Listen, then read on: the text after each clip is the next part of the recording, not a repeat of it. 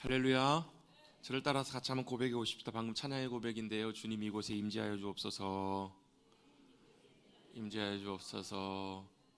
여러분, 주님 어디나 계실 수 있는 분이신데요, 주님의 임재가 함께 하신다는 말은 이런 의미입니다.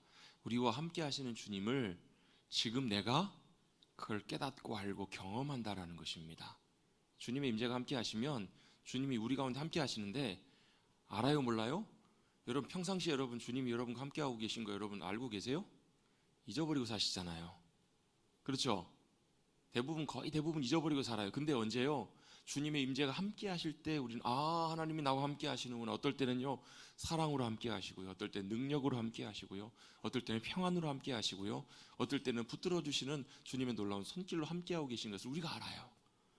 여러분, 바람이 눈에 보여요? 안 보여요? 안 보여요. 근데 바람이 불면 알아요? 몰라요? 알아요. 그게 임재예요.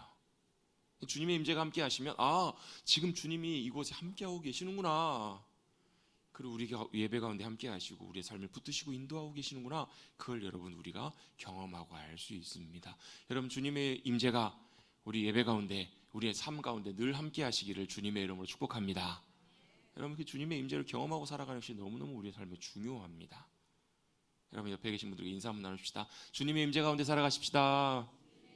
주님의 임재 가운데 살아가십시다. 아멘. 그 삶에는 참 큰 은혜와 복이 있습니다. 주님의 임재와 은혜를 경험하고 살아가는 삶이 이 땅에서 하늘의 영광을 맛보고 살아갑니다. 그리고 주님과 동행하는 삶이 가능하고요, 주님 믿음으로 붙들고 살아가는 그 삶이 가능해집니다. 여러분, 그 임재 가운데 살아가시는 우리 사랑하는 성도님들 되시기를 간절히 바랍니다. 시간이 좀 지났지만 그래도 인사는 해야죠. 한 주 동안 평안하셨습니까? 옆에 계신 분들과 인사 한번 나누겠습니다. 한 주 동안 평안하셨습니까? 평안하셨습니까? 잘 지내셨습니까? 얼굴들을 보면 답이 나오시죠? 잘 지내신 것 같으세요? 잘 지내신 분도 계시고, 한 주 동안 힘들게 한 주 보내신 분도 계시고, 또 어떤 분은 피곤하셔서 이곳에 오신 분도 계시고, 어떤 분들은 많은 일도 겪고 이곳에 오신 분도 계실 것입니다. 각자의 모습, 각자의 형편 가운데 살았을지라도 여러분, 주님의 인도 가운데 우리는 한 주간을 보내고 이 자리에 나왔습니다. 아멘. 그렇죠? 예, 여러분, 기뻤던 분, 슬픈 일 있으셨던 분, 아니면 불편하고 힘들고 괴로운 일 있으셨던 분, 마지막으로 화나고 짜증나는 일 있으셨던 분, 제가 이걸 왜 여쭤보는가? 여러분, 지난주에 여러분 혹시 화내며 한 주 보내신 분 계세요? 화내 모신 분? 우리 머릿돌교 성도님들은 얼굴 보면 한 번도 화를 안 내실 것처럼 보여서, 제 얼굴 봐도 그렇죠? 대답을 안 하시는 걸 봐서는 저도 지난주에 뭐 그런 일이 있어서 정당한 이유라고 저는 이렇게 제 자신을 이렇게 얘기하지만 화를 낸 적이 있습니다. 여러분, 화를 왜 낼까요? 화가 나니까 화를 냅니다. 맞죠? 너무 당연한 얘기를 해서 화가 나니까 화를 냅니다. 여러분, 화가 날 일이 있어서 화가 나긴 하는데, 어떤 분들은 특별하게 그렇게 화를 낼 일도 아닌데 화를 잘 내시는 분들이 계세요. 뭐 한다고 그래? 욱한다고 하시잖아요. 또 뭘요? 혈기를 부린다고. 어떤 분들은 이렇게도 표현합니다. 뚜껑이 열렸다고. 무슨 뚜껑이 열려요? 뭐 알면서 다 모른 척하고 그러고 계십니까? 예, 분노가 우리 가운데 일어날 때 분노 조절이 잘 안 되는 분들이 계십니다. 어떤 분들은 그걸 이제 이렇게도 표현합니다. 여러분, 그 총에 보면 방아쇠라는 게 있습니다. 방아쇠, 영어로 트리거라고 하잖아요. 그걸 당기면 어떻게 돼요? 총알이 나갑니다. 총탄이 발사가 됩니다. 그걸 안 당기면 총을 아무리 들고 있어도 그것이 큰 위협이 되지 못합니다. 근데 그 발사되는 순간 어떻게 해요? 사람을 죽이기도 하고 살상이 일어나기도 합니다. 그게 당겨지듯이 어떤 사람에게는 그것이 어떤 상황이기도 하고요, 어떤 말이기도 하고, 그게 딱 건드려지면 팍 폭발하는 그런 경우가 있어요. 그런 경우 있으시죠? 예, 전주 분들은 많이 그렇지는 않은 것 같아요. 제가 서울에 있을 때는 운전하다가 그런 일들 많이 경험합니다. 운전하다 어때요? 끼어들면 어떻게 해요? 갑자기 확 뭐가 올라와요? 감히 내 앞길을 막아. 어디서 감히 끼어들면서 분노가 확 올라올 때가 있죠. 그럴 때 어떻게 합니까? 쫓아가가지고 창문을 열고 와다다다다다다다. 네, 뭐 그렇게 하시는 분도 있다고요. 그렇습니다. 운전 중에도 그런 경우가 있고, 어떤 경우에는 누군가와 대화하다가, 어떤 경우는 사랑하는 부부간에도 그런 일들이 있을 때도 있습니다. 왜요? 그 건드려지면 그래요. 그것이 건드려지면 분노가 폭발하고 걷잡을 수 없는 상태가 됩니다. 평상시에는 참 좋은 사람인데 어때요? 아무 문제가 없는데 종종 이런 상황들이 일어날 때가 있습니다. 왜 이런 일들이 일어날까요? 성질이 못돼서 그렇죠. 성질머리가 그래서 그렇습니다. 사람 됨됨이가 그래서 그렇습니다. 이것을 뇌를 연구하는 뇌과학자들은 이렇게 설명한다고 하더라고요. 왜 사람들이 이렇게 분노가 갑자기 어떨 때 폭발하는가, 분노가 조절되지 못하는가? 사람의 뇌에는 여러 가지 기능들을 담당하는 부분들이 있다는 거예요. 근데 그 부분 중에서 어떤 부분은 뭘 하냐면, 사람이 사회 속에 살아가면서 그 안에 살아갈 때 자기가 해야 될 말과 행동과 태도에 있어서 이런 것들은 하지 말아야 될 것들, 예를 들면 본능적으로 나오는 것들 있잖아요. 자동적으로 하고 싶은 말, 하고 싶은 행동, 태도들이 있는데 이런 것들을 어떻게 해요? 제어해주는 역할이 있다라는 거예요. 야야야야, 네가 그런 사람이잖아. 네가 거기서 그런 말을 하면 돼? 안 돼? 안 되잖아. 야, 네가 참아야지. 주먹이 막 올라오려고 할 때 어때요? 야, 그거 휘둘렸다가 너 무슨 뒷감당을 하려고 그래? 이걸 어떻게 해요? 뒤에서 제어해주고 컨트롤해주는, 말려주는 역할을 하는 부분이 있다라는 거. 그걸 전두엽, 특별히 그 중에 전두엽이 그 역할을 한다는 거예요. 그래서 그게 작동이 되면 어때요? 막 분노가 일어나려고 하다가도 이렇게 감다운이 되는, 이렇게 딱 제어가 되는. 근데 반대로 우리 뇌 속에 어떤 부분이 있냐면, 어떤 위협을 당하거나 누군가가 나를 공격한다고 느꼈을 때 그런 심각한 상황 속에 놓이게 되면 자동적으로 반응하는 부분이 있다라는 거예요. 어떻게 우리 자신을 보호하고 우리 자신을 지키기 위해서 자동적으로 뇌에서 작동하는 부분이 있는데 그걸 편도체라고 한다고 합니다. 그 부분이 작동하면 어떤 일이 있냐면, 이게 생존의 위협을 받을 때, 내가 뭔가 위협을 받는다고 느꼈을 때 이걸 빠르게 몸에 인지해서 두려움이나 분노를 느끼게 한다는 거예요. 그 어떤 경우는 어때요? 두려움을 느끼게 해가지고 빨리 그걸 피하게 하거나, 아니면 분노가 일어나게 해서 맞서 대응하게 하는, 맞서 싸우게 하는. 누군가가 나를 위협한다고 느끼면 어때요? 네가 뭔데 나를 그래? 라고 이렇게, 예를 들면 이렇게 반응하게 한다라는 것입니다. 그런데 이게 어때요? 전두엽이 잘 작동을 하면 이런 상황에서 어떻게 해요? 사람이 감정적으로만 대응하지 않고 침착하고 이성적으로 잘 대처할 수 있게 하는데, 이게요, 편도체가 생존의 위협을 느껴서 뇌에서 이걸 편도체 하이제킹이라고 한다고 해요. 뭘 하냐면 뇌를 납치해 버리는 거예요. 이 전두엽을 마비시키고 뛰어넘어서 자기가 뇌를 지배해 버린다라는 거예요. 이렇게 되면 어떤 일이 벌어지냐면, 자기 느끼는 감정대로, 자기 느끼는 표현대로 이것들을 바로 그냥 거쳐지지 않고 그냥 바로 그대로 나온다는 거예요. 조금 이해가 되시는지 모르겠습니다. 제가 괜히 설교 시작하면서 괜히 어려운 말을 해가지고 여러분들의 마음을 심히 어렵게 드려서 죄송합니다. 그래서 여러분, 보통 이런 분노나 이런 것들이 잘 노출되는 분들, 이렇게 잘 하시는 분들, 이런 분들은 어떻게 해요? 전문가들이 상담하면서 이런 얘기를 한다고 합니다. 어떻게 하냐면, 조금 시간을 가지라고, 10초만 기다리라고. 그런 말을 하고 싶을 때, 화를 내고 싶을 때 10초만 기다리고, 잠깐만 어떻게 심호흡을 하고 잠깐만 10초만 기다리고, 또 뭐예요? 야, 네가 그런 말을 하고 행동을 했을 때 일어날 결과들을 생각해봐. 여러분, 때린 놈이 편하게 자요? 맞은 놈이 편하게 자요? 둘 다 불편합니다. 맞은 놈은 아파서 억울해서 불편하고요. 때린 놈은 책임 때문에 불편해요. 안 때리고 안 맞는 게 제일 좋습니다. 그걸 어떻게 해요? 전두엽이 제어를 한다는 거예요. 전두엽이 그걸 컨트롤하고 막아요. 근데 어때요? 자꾸 이 편도체는 어때요? 이 통제에서 벗어나서 자꾸 비상비상하면서 어떻게 자기의 분노를 표출하게 만들고, 이렇게 이상 반응들을 행하게 한다라는 거예요. 그래서 전문가들이 얘기하는 기다려라, 뒤를 생각해라, 이게 뭐냐면, 그 시간을 통해서 마비됐던 전두엽이 다시 작동을 할 수 있도록 작동을 해서 내 어떤 이상적인 감정, 분노 이런 것들을 잘 컨트롤할 수 있도록 이렇게 시간적인 여유를 두고 이렇게 하라는 거예요. 이게 통제가 안 되면 어떤 일이 벌어져요? 여러분, 운전하다가 여러분 심지어는 사람 죽이는 거, 그런 일까지도 생기고 하잖아요. 욱해가지고 어때요? 칼 들고 쫓아가고 불을 지르고 이런 끔찍한 일들도 할 수 있기 때문에 그렇다라는 거예요. 여러분, 그냥 기억해 두십시오. 그런 것이 있다고. 뭐가요? 분노가 올라올 때 뭐가요? 지금 내게는 뭐가요? 전두엽이 나를 이렇게 지배해 줘야 되는구나, 올라와야 되는구나. 그런데요, 제가 이 내용들을 이렇게 쭉 말씀을 드린 이유가 있습니다. 우리에게는 인간적인 자동적으로 작동하는 전두엽 이런 것들이 우리를 제어하기도 하지만, 우리에게는 더 중요한, 우리를 붙들어 주시고 제어해 주시는 분이 계세요. 누구시냐면 우리 안에 계시는 성령님이세요. 네? 누가 계신다고요? 전두엽보다 더 중요하고 전두엽보다 더 필요하고 우리에게 더 유익한 분이 계신다고요. 누구시냐면 성령님이시라는 거예요. 그래서 여러분, 우리가 그런 상황들을 맞닥뜨렸을 때, 때때로는 분노나 때때로는 절망이나 두려움들이나 이런 상황들을 맞닥뜨렸을 때 우리는 어떻게 해요? 잠시 우리의 영혼을 가라앉히고 기다리면 누구를요? 우리와 함께 하시는 성령님의 도우심과 인도하심과 이끄심을 우리가 바라고 기다려야 될 필요가 있다고요. 말을 할 때도, 생각을 할 때도, 행동을 할 때도 이런 은혜가 우리 모두에게 필요합니다. 이렇게 여러분 잠깐 기다리고 바라면 성령님이 우리 가운데 역사하시기 시작하면서 그 상황 속에서 우리의 지혜가 되어주시기도 하시고 우리의 도움과 능력도 되어주신다라는 거예요. 이게 뭐예요? 이게 성령님이 이끄신 대로 살아가는 성령님의 삶, 또 이게 성령 충만함의 삶. 그래서 여러분, 이렇게 나타나는 결과들이 뭐냐면 성령의 열매들이에요. 사랑, 희락, 화평, 오래 참음. 저는 여기서 걸립니다.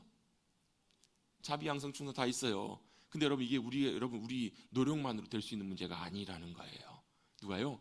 성령님이 나를 컨트롤해 주시고 성령님이 나를 이끌어 주시고 지배해 주실 때 나타나는 열매들, 결과들이라는 거예요. 여러분, 그런 열매들이 풍성하게 맺혀지시기를 간절히 소망합니다. 여러분, 이것이 바로 성령님이 역사하시는 일들이에요. 여기서 그치는 것이 아니라 성령님이 우리를 지배하시고 역사하시기 시작하시면 그 문제의 원인, 내가 분노하고 내가 못 참는 그 문제의 원인과 뿌리까지도, 거기서 온 어떤 상처들, 아픔들, 이런 것까지도 해결하시고 치유해 주시는 그 은혜의 과정까지도 나아갈 수 있다는 거예요. 여러분, 이것은 뭐라고 얘기하는가? 이게 바로 믿음의 삶의 변화들이라고 얘기할 수 있습니다. 우리가 믿음 가운데 성장하고 변화되기 시작하면 어때요? 점점 뭐가요? 내가 지배하는, 내 편도체, 내 본능이 지배하는 삶에서 어떻게 해요? 성령님이 나를 다스려 주시고 컨트롤해 주시고 통치해 주시는 그 은혜 가운데 들어갈 수 있다라는 거예요. 그 은혜 가운데 들어가게 되면 뭘요? 주님이 나를 붙들어 주시고 역사해 주시는 놀라운 일들을 경험할 수 있습니다. 이 삶이 되기 시작하고 이게 점점 더 확대되기 시작하면 내 자신뿐만 아니라 이제는 뭐가요? 내 주변에 있는 삶의 영역까지도, 내 가정과 삶의 현실과 모든 상황까지도 누가요? 주님이 다스리시고 역사해 주시는, 주님의 나라가 임하는 놀라운 역사 은혜를 우리가 모두가 경험하게 될 줄로 믿습니다. 이 은혜 가운데 거하면 어떤 일이 벌어져요? 혼돈 가운데 주님의 질서가 임하기 시작해요. 또 어때요? 어둠 가운데 빛의 역사가 일어나기 시작하고요, 공허함 가운데 충만하게 채워지는 놀라운 은혜의 일들이 일어나기 시작해요. 이게 어디 나와 있는 말씀이에요? 창세기 1장에 나와 있는 말씀이에요. 뭐예요? 태초에 하나님이 천지를 창조하셨습니다. 그 이전에는 어땠는데 땅이 혼돈하고 공허하고 어둠이 가득 덮었습니다. 그런데요, 주님이 일하시기 시작하고 역사하시기 시작하셨더니 어떤 일이 벌어져요? 어둠 가운데 빛이 비춰지네요. 그리고 모든 혼돈과 무질서가 질서로 정리가 되더라고요. 그리고 어떻게 해요? 비어 있었던 텅 빈, 무슨 옛날 유행가 가사 같네요. 텅 빈 우리 가슴에, 텅 빈 우리 마음에 뭐가요? 주님이 충만하게 채워주시는 풍성함의 역사와 은혜가 임하고 나타나더라는 거예요. 이게 바로 주님의 창조 역사이고 이게 성경의 시작이잖아요. 그렇죠? 놀라운 주님의 역사가 일어나기 시작한다는 거예요. 여러분, 우리는 각자 다 다른 삶을 살아갑니다. 다양한 현실 속에서 우리 각자의 삶, 모양과 형편이 다 다릅니다. 일어나는 일들도 다르고 각자의 생각이나 가치관도 다르고요, 상황도 다르고 호불호도 다 다른 삶을 살아갑니다. 그런데 분명한 한 가지는 우리가 어떤 모습으로 살아가던 어떤 형편 속에 살아가던 주님의 이 컨트롤, 주님의 통제, 주님의 다스리심이 역사해 주시면, 그 가운데 있으면, 주님이 우리 삶을 인도하시면 어때요? 주님의 놀라운 역사하심들을 경험하게 돼요. 그때 임하는 놀라운 결과가 뭐냐면 우리 아까 찬송했던 412장이에요.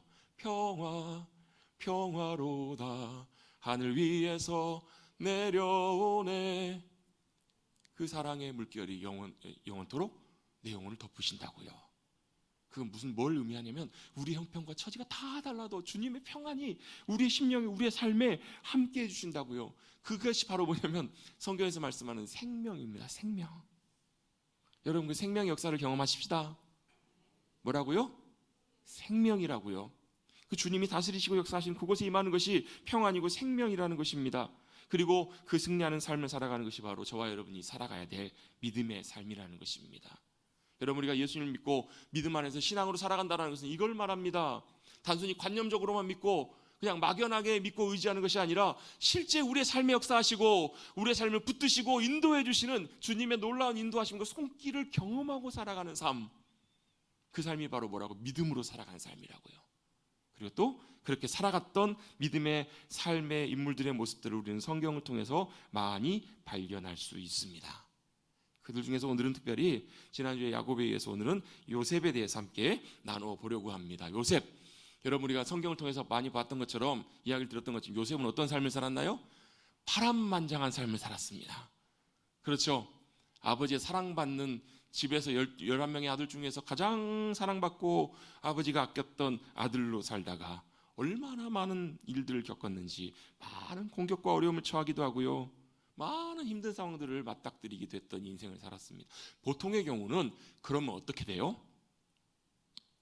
낙심하고 괴로워합니다. 고통 가운데 절망합니다. 그리고 또 어때요? 분노와 증오에 사로잡힙니다. 어떻게 해요? 내가 저것들을 다시 만나기만 해봐라. 내가 가만두나 보자. 내가 가만두면 사람이 아니다. 다들 공감을 못 하시는 것 같아요. 이런 생각들 들지 않았겠냐고 요셉에게요. 어쨌든 어때요? 내 인생이 왜 이러나? 내 인생이 왜 이렇게 고달프고 힘든가? 낙심하고 괴로워했을 수도 있을 겁니다. 그런데요, 창세기 37장부터 창세기 50장까지가 요셉에 대한 이야기거든요. 주거든요. 근데 그 모습들 중에 보면 그런 모습들이 보여요, 안 보여요? 성경을 읽어보십시오. 오늘 다 읽을 수는 없으니까 집에 가셔서 꼭 37장부터 50장까지 꼭 읽어보세요. 이제 아예 대답도 안 하시네. 이제 뭐 읽는다고 하면 제가 다음 주에 확인한다고 그럴까봐. 꼭 한번 읽어보세요, 여러분. 요셉의 삶을 보면요, 그런 모습이 별로 보이지가 않아요. 낙심하거나 절망, 물론 요셉도 낙심할 수 있었겠죠. 괴로워할 수도 있었겠죠. 절망할 수도 있었을 거예요. 어떤 순간에는 분노와 증오도 일어날 수 있었을 거예요. 그런데 그것이 요셉의 삶을 송두리째 흔들거나 요셉의 삶을 이끌지 않았다는 것을 우리는 성경을 통해서 볼 수 있어요. 오히려 어때요? 그런 모습은 보이지 않고요, 오히려 평온함 가운데, 자기가 화를 내야 되는 형들 앞에서도 오히려 평온함 가운데 그렇게 그 형들을 용서하는 모습을 보게 됩니다. 왜 그랬을까? 그것이 오늘 함께 나누고자 하는 말씀의 주제입니다. 왜 그랬냐면 그 이유는 바로 그는 자신을 향한 하나님의 행하심, 하나님이 지금 자신을 통해서 뭘 하기를 원하시는지, 또 무엇을 하시고 하나님의 목적과 계획이 무엇인지, 조금 다른 표현으로 바꿔보면 꿈과 비전이 무엇인지를 그는 알았기 때문에 그렇다라는 거예요. 그러니까 환경과 상황을 보면 전혀 그게 안 보이지만 하나님을 믿음으로 볼 때 뭐가 보이냐면 하나님은 여전히 자신을 통해서 일해 가시고 역사해 가시는 놀라운 하나님의 목적과 의도들을 그는 보고 있었던 거예요. 또 보았던 거예요. 그렇기 때문에 그 환경과 상황 속에서도 포기하지 않고 그 길들을 끝까지 인내하며 걸어갈 수 있었던 거예요. 여러분, 결승점과 목표점이 보이면 여러분 없는 사람보다 훨씬 잘 걸어갑니다. 훨씬 잘 달려갈 수 있습니다. 포기하지 않고 걸어갑니다. 저는 TV를 보는 유일한 시간이 주로 밥 먹는 시간인데요. 집에서 뭐 밥 먹거나 이런 시간에 잠깐 보는데, 지난주엔가 제 기억이에요. 밥을 먹다가 TV를 틀었는데 요즘 그 달리기, 러닝이 굉장히 유행이잖아요. 젊은 세대들에서는 러닝을 굉장히 많이 합니다. 또 러닝이 주는 유익도 있고 또 만족도도 굉장히 크기 때문에 러닝들을 많이 하는데 TV에서도 그게 나와요. 연예인들이 나와서 이제 러닝을 하고 이제 마라톤 대회를 나가는 게 나오는데, 다른 먼 타지에 뭐 북극에 갔더라고요. 뭐 아이슬란드인가요? 거기 가서 마라톤하는 장면이 나오는데, 거기 등장하는 한 연예인이 뭐 이렇게 유명한 연예인은 아니지만 굉장히 달리기를 잘하는 연예인인가 봐요. 뭐 42km 마라톤도 여러 번 완주를 했고 또 좋은 기록을 갖고 있는, 훈련도 열심히 잘해서 그 대회에서 좋은 결과를 나타내려고 또 한국에서 왔으니까, 먼 나라까지 갔으니까 그렇게 그 부푼 목표와 꿈을 갖고 시작을 했는데 한 20여 킬로 달렸는데 42km를 더 달려야 되는, 40km 가야 되는데 다리에 경련이 쥐가 난 거예요. 여러분, 다리 쥐 나보시면 아시죠? 여러분, 걷기도 힘들잖아요. 근데 어때요? 마라톤 하는 중간이에요. 어떻게 할까 막 그러면서 고민하지만 한 걸음 한 걸음 계속 움직여 갑니다. 그렇게 무려 10여 킬로를, 거의 20km 가까운 거리를 포기하지 않고 끝까지 가는 거예요. 몇 번씩 들어눕기도 하고, 때때는 어때 울먹거리면서 가야 되나 포기해야 되나 그러다 다시 일어납니다. 왜요? 어디가 있기 때문에 그래요? 목적지가 있기 때문에, 결승점이 있기 때문에 그걸 보고 끝까지 나중에는 막 펑펑 우는 거예요. 너무 고통과 괴로움이 있어서. 근데 목적지까지 끝까지 포기하지 않고 달려가더라는 거예요. 여러분, 이렇습니다. 우리에게 목적이 있다라는 것, 의미가 있다라는 것은 우리가 그것이 우리를 이끌어 갑니다. 여러분 또한 동시에 하나님이 행하시는 것을 안다라고 하는 것은 뭘 또 아는 것이냐면 여전히 하나님이 나를 놓지 않고 붙들고 계신다라는 것을 믿는다라는 거예요. 요셉이 여러분 어때요? 환경과 상황을 보면 어때요? 진짜 하나님이 나와 함께 하시면 이런 일들이 일어나요? 안 일어나요? 여러분 하나님이 여러분과 함께 하신 것 믿으시죠? 그러시죠? 그러면 어때요? 좋은 일이 일어나야 되잖아요. 그죠? 근데 여러분 어려운 일이 생겨요? 안 생겨요? 생길 때도 있어요. 분노할 일도 생길 때가 있어요? 없어요? 있어요. 그런데 그럼에도 불구하고 그 모든 일들을 통해서 주님이 역사하고 계시고 주님의 목적들을 이뤄가고 계신다는 걸 안다라는 것은 그 순간에도 뭐가요? 하나님이 여전히 나와 함께 하시고 나를 붙들고 계신다라는 것을 우리가 믿을 수 있다는 거예요. 지난주 중에 저희 전라남도 광양에서 화재가 있었다고 하더라고요. 아파트에서 화재가 났는데 상황이 이렇다고 해요. 그 엄마가 아이 넷을 혼자 키우는 엄마예요. 뭐 딸 넷만 키우는데 혼자 키우는데 막내가 되게 어려요. 아주 어린 아이인데 막내를 먼저 차에다가 이제 카시트에다가 이제 내려놓고 나머지 애들을 데리고 이제 나가려고 내려온 그 사이에 이제 불이 난 거예요. 집에서 아이들 셋은 집에 있고 어린 아이들 셋은 집에 있고 집에서 불이 났는데 집에 들어가려고 집에 아이들 꺼내려고 했는데 들어갈 수 없을 만큼 이미 벌써 불이 확 올라온 거예요. 급하게 119에 전화를 하고 그 어린 아이를 다른 이웃에게 맡기고 그 엄마가 어떻게 했냐면 그 윗집으로 올라갔어요. 그리고 베란다를 타고 내려가서 그 아랫집을 내려간 거예요. 여러분 왜 목숨을 걸고 내려갔을까요? 이유는 한 가지예요. 거기에 누가 있어요? 자녀들 아이들이 있는 거예요. 엄마가 내려가서 아이들 어때요? 안전하게 피신시키고 소방관이 올 때까지 아이들 잘 지켜서 아무런 그래도 인명피해나 이런 것들이 없었다고 그 뉴스를 보게 됐어요. 여러분 엄마는 그렇잖아요. 엄마만 그러신 것이 아니라요. 하나님도 그러세요. 하나님이 요셉의 삶 가운데 늘 함께 하시고 붙들고 계셨어요. 상황은 그렇지 않았지만 현실은 그렇지 않았지만 하나님이 여전히 함께하고 계신다라는 것, 붙들고 계신다라는 것을 요셉은 경험하고 믿을 수 있었다라는 거예요. 그것이 바로 하나님이 뭘 행하고 계신지를 아는 요셉이 행동했던 믿음의 삶이었음을 우리는 성경을 통해서 발견할 수 있습니다.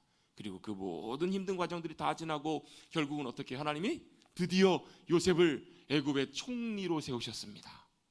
애굽의 총리가 되었습니다. 그리고 하나님께서 행하신 놀라운 구원의 역사를 행하시게 되는 것을 요셉이 보게 돼요. 그리고 이제 드디어 누가요? 요셉이 어렸을 때 하나님께서 주셨던 꿈처럼 형들이 와서 자기들 앞에 와서 엎드리는 꿈을 그대로 이루어 주시는 것을 요셉이 경험하게 돼요. 형들이 와서 엎드리잖아요. 여러분 같으면 어떻게 하시겠어요? 거 봐라, 거 봐, 내가 그럴 줄 알았잖아. 아니, 저 같았으면 이랬을 거라고요. 근데 어때요? 요셉은 전혀 내색하지 않아요. 그리고 뭘요? 형들의 마음과 상태가 어떤지를 테스트해요. 끝까지 자기를 드러내지 않으면서 형들의 중심이 어땠는지, 그리고 나중에 형들이 변화됐다는 걸 알고 그 자기 동생 베냐민을 자기 목숨을 내놓으면서까지 구하려고 하는 그 형들의 마음을 보고, 유다의 마음을 보고 때요 드디어 비로소 자신의 정체를 밝히게 됩니다. 오늘 3절을 말씀해 보면 이렇게 성경은 기록하고 있습니다. 3절 같이 한번 읽어보겠습니다. 시작.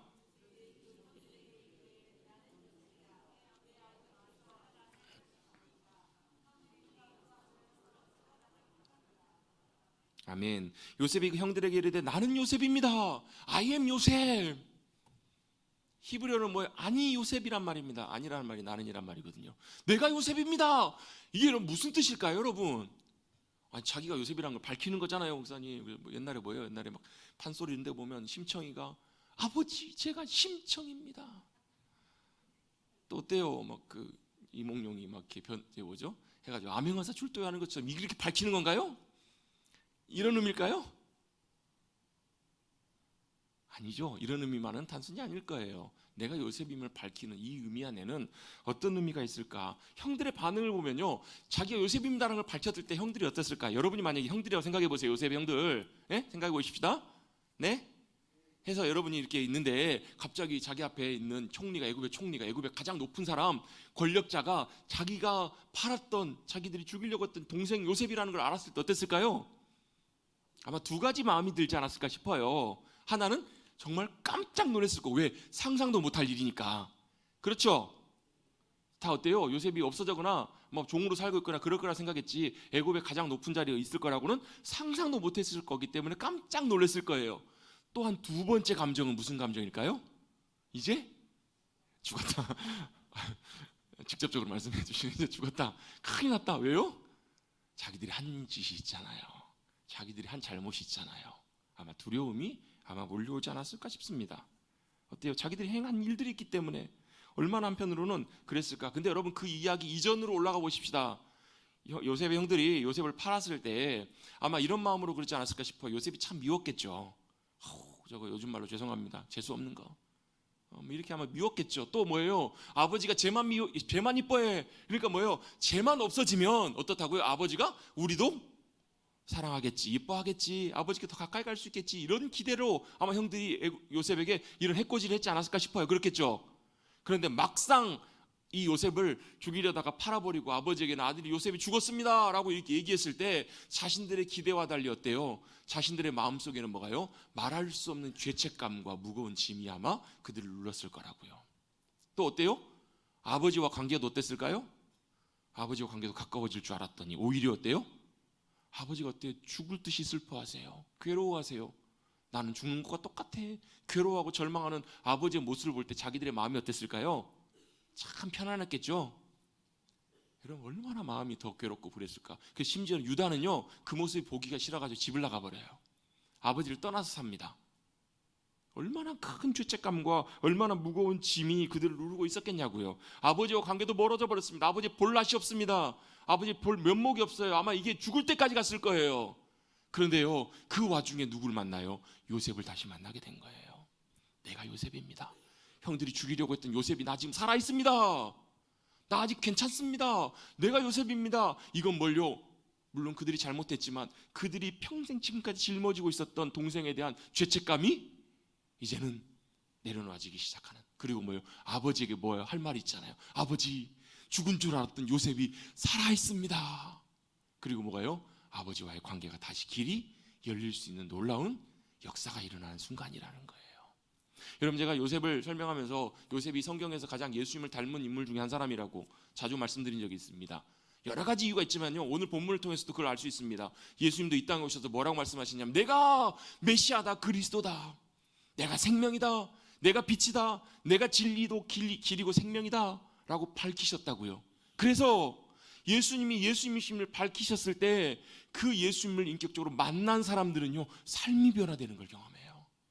예수님을 만났던 사람들은 어때요? 죄와 사슬의 권세로부터 자유케 되는 놀라운 은혜를 경험하고요, 놀랍게 하나님 아버지와의 관계가 열리는 회복되는 놀라운 은혜들을 경험해요. 그런 은혜를 경험하셨죠? 그럴 때 여러분 아닌 것 같아도 아멘 하십시오. 그냥 뭐예요? 우리가 예수님을 통해서 뭘요? 우리의 죄의 문제가 내려지고 죄와 사망의 권세가 내려져 자유케 되고. 그렇지. 로마서 8장 1절에 뭐라고 말씀하세요? 내가 이제는 뭐가요? 죄와 사망의 법에서 생명의 성령의 법으로 뭐 했다고요? 해방되었다고요. 그렇잖아요. 옛날에 많이 불렀던 찬양 있잖아요. 해방되었네, 해방되었네, 죄와 사망의 법에서. 잘 모르시나 봐요. 자유케 하셨다고요. 주님이 내가 메시아다, 주님이 그리스도이심을 우리가 알고 믿게 되었을 때 그런 역사를 경험해요. 그리고 이제는 뭐예요? 하나님 아버지께로 나갈 수 있는 길이 열렸어요. 그래서 우리 하나님을 뭐라고 불러요? 같이 한번 불러보십시다. 아버지 하나님, 아버지 하나님. 하나님을 아버지로 부를 수 있는 놀라운 은혜의 길이 열렸잖아요. 이 나는 요셉이요, 나는 요셉입니다, 이 표현 안에, 이 자기를 드러낸 이 자기 계시 안에 놀라운 주님의 계시, 주님이 예수님이 메시아이심을 드러내는 이 사건이 놀랍게 오버랩이 된다는 거예요. 그래서 하나님 앞에 나아갈 수 있는 길이 열리고 자신들의 모든 무거운 짐들이 내려지는, 그리고 더 나아가서 뭘요? 놀라운 용서를 경험하는 놀라운 은혜들을 맛보게 되는 거예요. 요셉을 통해서 형들과 모든 관계 속에서 여러분 우리의 모든 죄와 허물은 결국 드러나고 다 판단받습니다. 여러분 형들은 이런 순간이 올 걸 알았을까요? 몰랐을까요? 몰랐을 거예요. 여러분 다 죄를 지을 때는 뭘 생각하고 죄를 지어요? 나는 절대 안 잡힐 거라고 죄를 지어요.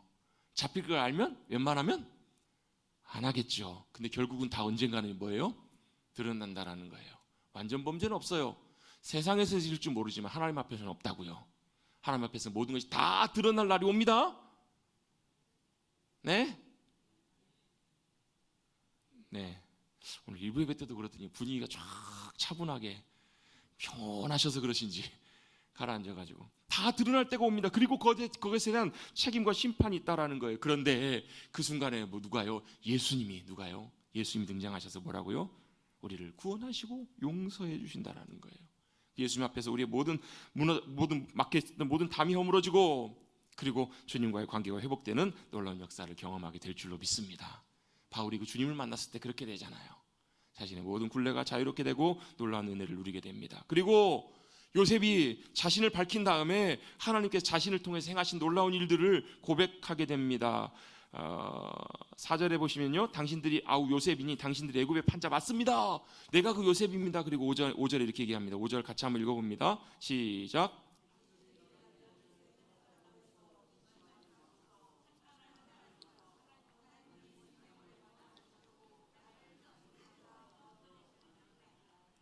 아멘. 7절 8절도 같이 이걸 함께 같이 읽습니다. 시작.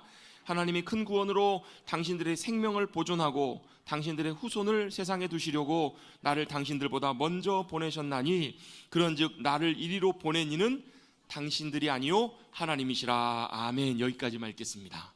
그리고 하나님께서 자신을 애굽의 통치자로 삼으셨다라고 그렇게 고백하고 있습니다. 이 요셉이 고백하는 고백의 핵심의 내용이 뭐예요? 형들이 나를 팔았지만 그랬죠. 근데 누가요? 하나님이 자신을 여기로 보내셨다는 거예요. 하나님이 역사하셨다라는 거예요. 여러분, 이 말은 뭐예요? 형들이 나를 죽이려고 나를 그랬다 애굽의 종으로 팔고 애굽에서 이 고생하고 상처받고 아픔의 고통의 시간들을 보내게 한 주체가 형들 맞죠? 맞아요, 틀려요? 맞잖아요. 근데 요셉은 뭘 보냐면 그 모든 일들을 통해서도 하나님의 목적과 계획을 이뤄 가시는 하나님의 목적과 행하심을 본 거예요. 그랬을 때 그는 이렇게 고백해요. 형들이 나를 팔았지만 그게 아니고 실제로는 누가요? 하나님이 나를 보내셨습니다라고 고백하고 있어요. 그 말 안에 뭐가 있냐면요, 그 고통의 순간을 지나게 하신 분도 하나님이시고 아픔과 괴로움의 시간을 지나게 하신 분도 하나님이심을 고백하는 거예요. 그래서 하나님께서 나를 통해서 원하신 일들을 하게 하시려고 그렇게 하셨다고 라고 자기는 고백하고 있는 거예요. 여러분, 이 고백이 중요한 이유가 있습니다. 이 고백 안에는 뭐가 담겨 있냐면 그 모든 상황, 그 모든 현실과 모든 것들을 역사를 주관하시는 분이 누구시라고요? 하나님이시라는 것을 고백하는 고백이 이 안에 담겨 있어요. 이걸 뭐라고 할 수 있는가? 같이 한번 저를 따라서 고백해 보십시다. 하나님의 주권, 하나님의 주권이라는 거예요. 하나님이 누굴요? 내 삶을, 또 내 모든 상황을 뭐하고 계셨다고요? 다스리고 통제하고 계시고 이것들을 인도하고 계셨다고요. 여러분, 하나님은 온 천하 만물을 지으시고 지금도 주관하고 계신 줄로 믿습니다. 그 말은 무슨 얘기예요? 모든 변수와 모든 것들도 주님이 다 아세요? 모르세요? 아신다고요. 여러분, 우리 인간의 일은요, 아무리 준비를 잘해도 생각지도 못한 변수들이 생겨요, 안 생겨요? 생겨요. 통제할 수 없는 그런 원인들과 이유들이 생기잖아요. 여러분, 저는 아직도 생생하게 기억해요. 1986년도에 몇 년 전인가요? 40년 거의 전이죠. 그때 여러분 아폴로 11호인가요? 배도인가요? 아폴로 11호가 아니죠. 그 뭐죠? 갑자기 생각이 안 나네요. 우주선, 미국에서 우주선 발사했었잖아요. 그 전 세계 다 중계했어요. 거기 누가요? 교사도 타고 계셨어요. 여자 교사도 타고 있었고요. 여러 다양한 직군의 사람들도 같이 우주를 경험하고 거기서 활동을 하기 위해서 발사가 됐던, 갑자기 이름이 생각이 안 나요. 챌린저인가요? 뭔가요? 여러분이나 저나 비슷하십니다. 그 우주선이 출발할 때 어때요? 불과 몇 초 되지 않아서 60초인가 70초가 되지 않아서 모든 전 세계에 생중계되고 있는 그 화면 속에서 폭발해버린 장면 기억나시죠? 저는 40년 전인데도 지금도 생생하게 기억이 나요. 여러분, 그 이유가 뭐였죠? 아주 작은 미세한 틈으로 세워놨던 연료가 그것들이 분사가 돼서, 여러분, 아무리 기술이 발달돼도 여러분, 사람이 통제할 수 없는 그런 변수들과 그런 일들이 생길 수가 있잖아요. 그런데 그 모든 변수와 상황까지도 하나님은 아시고 모든 것들을 주관하시고 컨트롤하시고 하실 수 있는 분이심을 요셉은 지금 고백하고 있는 거예요. 여러분, 그 고백이 중요한 것이 이것입니다. 하나님의 주권, 하나님의 주관하심, 하나님의 손길로 붙들고 계심을 고백하고 선포하는 것이 중요한 이유는 그것들이 어디에요? 내 개인뿐만 아니라 어떻게 해요? 우리의 가정도, 우리의 자녀손들도, 우리의 상황들도 어떻게 해요? 우리가 믿음으로 선포하고 주님께 맡겨드리면 주님이 주관하실 수 있다라는 것입니다. 여러분이 질병 때문에 고통받고 계신 분들 계세요. 아픔으로 겪고 계신 분들 계세요. 우리 기도할 때 하나님 낫게 해주세요, 치유해 주세요라고 기도하면서도요, 또한 동시에 중요한 우리가 기도해야 될 중요한 영적인 원리가 하나 있습니다. 주님, 병이 나를 지배하고 있지만 이제는 주님이 나를 다스려 주십시오. 주님이 이 상황을 주관해 주십시오. 저는 주님이 이 모든 상황과 내 생명과 모든 호흡과 모든 것들을 붙들고 계심을 믿습니다 라고 믿음으로 고백하고 선포하는 것들이 너무너무 중요해요. 여러분, 가정을 향해서도 선포하십시오. 하나님, 내 가정을, 우리 가정을 주님이 주관하고 계십니다. 우리 자녀들도 주님이 주관하고 계십니다. 보통 이럴 때는 다 아멘을 하셔야 되는데 참 안타깝습니다. 아멘은 안 하셔도 하십시오. 여러분, 그렇게 고백하시는 거예요. 내 모든 상황도 참 복잡한 현실도 주님이 주관하십니다 라고 믿음으로 고백하며, 이제는 하시네요. 고백하면 주님의 놀라운 역사하심들을 우리는 볼 수 있는 거예요. 요셉은요, 형들을 이미 만날 때 이미 애시당초 형들에 대한 복수나 보복심이나 이런 마음들이 있었을까요? 없었을까요? 형들 만났을 때 이미 없었어요. 그걸 어떻게 알 수 있냐면, 성경에서 보면 애굽의 총리가 된 다음에 애굽 바로 왕이 결혼을 시켜줘요. 아내를 줘서 자녀를 낳습니다. 그 첫째 아들의 이름이 뭐냐면 므낫세예요. 둘째 아들은 에브라임이에요. 므낫세의 이름의 뜻이 뭐냐면 잊어버리다라는 뜻이에요.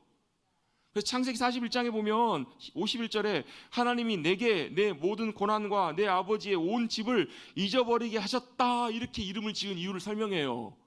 므낫세 이름을 부를 때마다 뭐예요? 나 잊어버렸다. 괜히 더 이름 더 생각날 것 같긴 한데, 잊어버렸다는 걸 뭘요? 내 모든 고난과 아픔을, 지나왔던 시간을, 또 아버지의 온 집, 이게 무슨 일이에요? 형들이 했던 모든 일도 다 뭐였다고요? 이미 잊어버렸다. 이건 그냥 단순히 잊어버린다는 것이 아니라 이미 내 안에서는 해결됐다는 거예요. 이것이 더 이상 나에게 문제가 되지 않는다라는 거예요. 여러분, 이것이 왜 가능했어요? 요셉이 성품이 좋아서, 요셉이 늘 용서할 수 있어서, 자비가 많아서? 아니요, 그게 아니고요. 어때요? 사실 형제들이 자기를 죽이려고 하고 해코지하고 그 인생에 겪었던 많은 순간들은 감당하기 어려운 시간들이었을 거예요. 그런데 모든 시간들이 지나가면서 자신의 눈에 드디어 뭐가요? 하나님이 이런 목적으로, 무슨 목적으로요? 당신들의 생명을 구원하게 하시려고, 하나님의 큰 구원을 이루게 하시려고 나를 이곳에 보내셨군요. 이 하나님의 목적과 의미를 알게 되었을 때, 그래서 하나님 나를 이렇게 인도하셨구나, 이걸 알게 되니까 그게 용서가 되는 거예요. 여러분, 우리가 겪는 모든 일들, 그 모든 상황 속에서 나중에 하나님이 이래서 이렇게 하셨구나, 아팠어요, 하나님이 이래서 나를 아프게 하셨구나, 이래서 내게 이런 일을 주셨구나, 그걸 알게 되면 뭘요? 감사할 수 있어요. 그리고 우리의 모든 얽혀있는 모든 것들을 용서할 수 있다고요. 그래서 여러분, 중요한 게 뭐예요? 그 모든 상황들을 보는 것보다 상황들을 위해 주관하고 계시는 그 주님을 보는 것이 참 중요해요. 제가 종종 기도에 대해서 말씀드리면서, 우리가 기도 제목 갖고 주님 앞에 나가지만 중요한 건 기도 제목만 보고 있으면 안 된다고. 기도하러 갈 때는요, 기도 제목 붙들고 나가서 우리의 기도를 들으시는 주님을 보는 것이 기도라고. 어제도 한 분하고 대화를 하면서 그런 얘기를 했어요. 환경과 상황을 보면 자꾸 그게 신경이 쓰여요. 자꾸 어려워요. 그럴 때마다 뭐 하라고요? 괴로울 때 주님의 얼굴 보라고요. 고개를 드시자고요. 위를 보시자는 거예요. 여러분, 물론 우리 인생에 급박한 일, 쉽지 않은 일들 만날 때가 있죠. 그렇게 내 목숨이 끝날 것 같은 절박한 상황 속에 놓일 때가 있죠. 그만큼 긴박하고 그런 상황 속에서도요, 그 상황을 보지 마시고 주님을 보셔야 거기에 답이 있어요. 그저께인가 신문을 보다 보니까, 기독교 신문을 보다 보니까 가까이 계시는 목사님이 쓰신 글이 있어요. 봤더니 본인이 어렸을 때, 아버지가 또 목사님이셨는데, 어렸을 때 늦은 밤에 잠을 자고 있는데 갑자기 누가 양철문을 막 두드리더라는 거예요. 목사님, 목사님. 그래서 큰일 난 줄 알았대요. 온 가족이 다 뛰어나갔대요. 그랬더니 목사님, 큰일 났어요. 왜요? 무슨 일인데요? 우리 집 돼지가 새끼를 낳는데 지금 난산을 겪고 있어요. 돼지를 위해서 기도해달라고. 얼마나 어렸을 때 어이가 없었는지. 근데 이제 아버지가 가셔서 돼지를 위해서 기도해 주셨어요. 돼지가 다행히 잘 순산을 했대요. 근데 더 놀라운 것이 7마리를 뵌 줄 알았는데 9마리가 태어났대요. 그래가지고 그 다음부터 소문이 나가지고 목사님이 돼지 위해서 기도해 주셨더니 돼지가 더 많이 났더라. 돼지 문제 생기면 저한테 기도 부탁하십시오. 이걸 말하는 것이 아니잖아요. 여러분, 그 문제를 해결하시고 역사하시는 주님의 인도하심도 중요한데요, 우리가 놓치지 말아야 되는 것은 그 일을 행하시는 하나님이세요. 그 돼지가 중요한 것이 아니라, 여러분, 우리 눈앞에 보이는 현실과 상황만 보면 우리 흔들립니다. 그래요, 현실을 보면 그렇다고. 요셉도 아마 그랬을 거예요. 내가 왜 이런 일을 당해야 되는가, 얼마나 억울해요. 얼마나 쉽지 않아요. 왜 도대체 내가 잘 도와줬는데 나를 잊어버리지? 술 맡은 관원장이 기억도 못하는 거예요. 나를 왜 그렇게 하지? 막 그 현실을 봤으면 아마 그도 절망하고 낭망하고 두려워하고 낙심하고 괴로워하고 분노에 사로잡혔을 거예요. 그런데 여러분, 그럴 때 우리는 뭘 해야 돼요? 눈앞에 있는 걸 보지 마시고 그럴 때 차라리 눈을 감으세요. 눈을 감으시고 주님을 찾으십시오. 주님 지금 나와 함께하고 계시잖아요. 뭘 하고 계세요? 뭘 하기를 원하세요? 묻고 기다리십시오. 그래서 주님이 주님의 목적을 알리시고 이유를 알리시면 어떻다고 요셉처럼 상황을 보고 낭망하지 않는다는 거예요. 분노하거나 증오심에 사로잡히지 않습니다. 그것이 요셉을 통제하지 못하는 거예요. 하나님께서는 그런 자리로 저와 여러분을 부르고 인도하고 계시는 줄로 믿습니다. 그 모든 상황 속에서 하나님 행하실 일들을 우리가 알게 된다면 결국은 어때요? 요셉이 뭘 알아요? 어렸을 때 주셨던 그 꿈을 그대로 성취하시고 이루시는 주님의 놀라운 일들을 보잖아요. 할렐루야. 여러분, 저와 여러분의 삶을 통해서도 하나님은 그런 계획과 목적을 갖고 계십니다. 그리고 그 일들을 통해서 하나님께서 놀랍게 역사하실 것을 믿음으로 바라보실 수 있는 믿음의 백성들 저와 여러분 되시기를 주님의 이름으로 축복합니다. 그래서 그래 어때요? 자기가 이렇게 고백해요. 형들이 판 게 아니고 누가 하셨다고요? 하나님이 나를 보내셨다고요. 하나님이 나를, 그래서 내가 이렇다 저렇다 할 말이 있는 것이 아니라고, 하나님이 하셨다고 하나님이 하신 놀라운 일임을 밝히고 인정해요. 큰 구원을 통해서 당신들과 심지어 누구까지도요, 당신들의 후손 자녀들까지도 이 땅에 존재하게 하시고, 왜 그게 하나님의 계획이시니까, 그 큰 구원을 이루시려고 나를 먼저 보내셨으니까 걱정하지 마시라고. 여러분, 창세기 50장에도 보면 똑같은 얘기를 요셉이 해요. 왜요? 아버지가 돌아가셨거든요. 아버지가 계실 때는 아버지를 봐서 이제 형들을 용서해 줬을 거라고 형들이 생각했을 것 같아요. 이제 아버지가 돌아가셨으니까 이제 어때요? 죽었다, 큰일 났다 아마 형들이 이렇게 생각했던 것 같아요. 두려워하면서 아버지가 살아계실 때 요셉에게 우리들 용서해 주라고, 잘 대해주라고 그렇게 얘기했다고 그런 말 한 적이 있어요? 없어요? 없어요. 두려우니까 그런 얘기까지 하는 거예요. 그 말을 듣고 요셉이 눈물을 흘려요. 슬퍼해요. 탄탄해요. 그러면서 뭐라고 얘기를 해요? 뭐라고 얘기를 하죠? 똑같이 해요. 두려워하지 마세요, 형들. 두려워하지 마십시오. 내가 하나님을 대신하리까. 이렇게 얘기를 해요. 왜요? 그 일을 행하신 분이 하나님이시라고 고백하는 거예요. 내가 한 게 아니기 때문에 어때요? 용서할 필요도 없다고요. 형들이 상처를 준 거예요? 아니에요? 아니라고요. 누군가를 향해서 여러분 증오와 분노의 마음들이 있으신 분들 계실 거예요. 내가 그 인간 때문에 막 입술을 깨물고 싶으시는 그런 분들 있으시죠? 근데 여러분, 요셉은 뭐라고 얘기하냐면 내가 하나님 대신하겠습니까? 내가 복수할 필요가 없다라는 거예요. 왜? 행하신 분이 하나님이시기 때문에.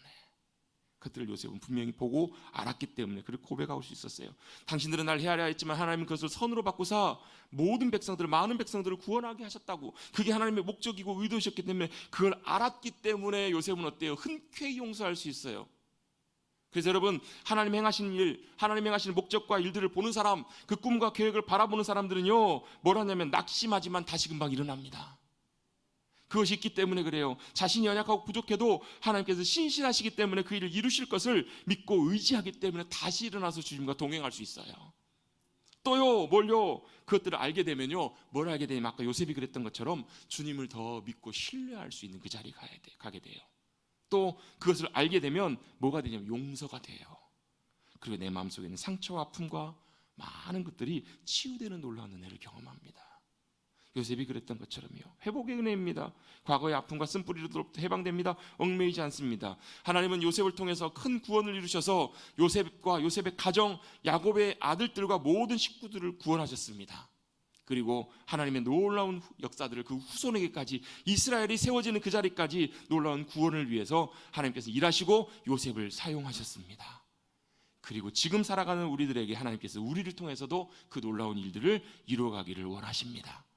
놀라운 주님의 큰 구원의 역사를 이루어가기로 원해서 나를 통해서 누구들이요, 내 가족을, 내 자녀들을, 내 형제 자매들, 내 후손까지도, 심지어 내 원수들까지도 그런 놀라운 구원의 역사를 이루시기를 원하시는 분이 우리 하나님이심을 꼭 기억하시는 저와 여러분 되시기를 주님의 이름으로 축복합니다. 그것을 위해서 하나님께서는 요셉을 다루셨습니다. 훈련시키시고 준비시켰습니다. 그 꿈을 주시고 어때요? 그 꿈을 주신 하나님, 그분의 인도하심 가운데 나아가야만 했어요. 물론 그 과정은 쉽지 않았어요.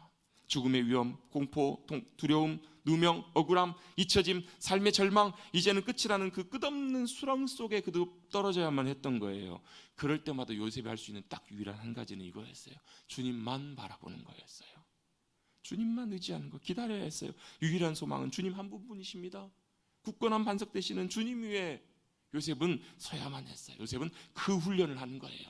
다른 길이 없었어요. 다른 방법도 다른 순간도 없었습니다. 유일하게 하나님만이 자신의 유일한 도움이시고 구원이시고 승리이심을 그는 훈련해야만 했습니다.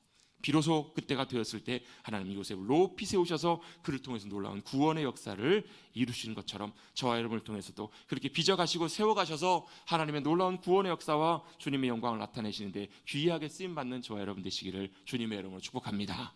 마지막 순간이 어떻게 끝납니까? 형들과 포옹하며 끝납니다. 눈물을 흘리며 끝납니다. 무슨 눈물이었을까요? 펑펑 울었다. 바카라는 말은 펑펑 울었다는 말인데요, 어찌 보면 자신의 지나왔던 모든 순간에 대한 어떤 기억들, 또 감사와 감격의 눈물이었을 것입니다. 그 눈물을 통해서 이제 형들과 모든 관계들이 회복이 됩니다. 막힌 담이 헐어집니다. 여러분, 이 인도하심 가운데 흘리는 눈물은 원수까지도 화목하게 할 것입니다. 여러분, 저와 여러분의 삶을 통해서 하나님이 행하신 놀라운 일들을 믿음으로 바라보셔서 놀라운 주님의 은혜, 놀라운 큰 구원의 역사하심, 감격과 기쁨들을 누리시는 저와 여러분들이 모두가 되시기를 다시 한번 주님의 이름으로 축복합니다. 오늘 제목을 함께 같이 읽고 기도함으로 마치겠습니다. 함께 읽어봅니다. 시작. 아멘. 그런 믿음의 사람들이 되시기를 주님의 이름으로 축복합니다. 주님 감사합니다. 요셉의 삶 바라볼 때 참 쉽지 않은 인생이었지만 그럼에도 상황과 환경에 주눅들지 않고 거기에 매이지 않고 주님만 바라보고 의지함으로 그 모든 과정을 잘 지나서 결국 주님이 행하시는 큰 구원의 역사를 통해서 자신과 가정과 그 모든 후손들까지도 주님의 은혜 가운데 세워가는데 주님이 요셉을 귀하게 사용하신 것처럼 우리도 우리 가운데 역사하셔서 그 일들을 이루어 가 주시옵소서. 주님께서 우리를 향한 놀라운 계획과 목적과 뜻과 꿈과 비전을 갖고 계신 줄로 믿사오니 우리가 믿음의 눈으로 주님 바라보게 하시고 우리의 나이와 상관없이 우리 형편과 처지와 상관없이 우리가 어디에 있든 무엇을 하든 그 주님 행하실 일들을 믿음으로 기대하고 깨닫고 발견하여서 감사함과 기쁨으로 우리의 인생에 행하시는 하나님 나라의 놀라운 일들을 경험하고 승리하는 주님께 영광 돌리는 우리 모두가 되게 하여 주시옵소서. 감사드리며 예수님의 이름으로 기도드리옵나이다. 아멘.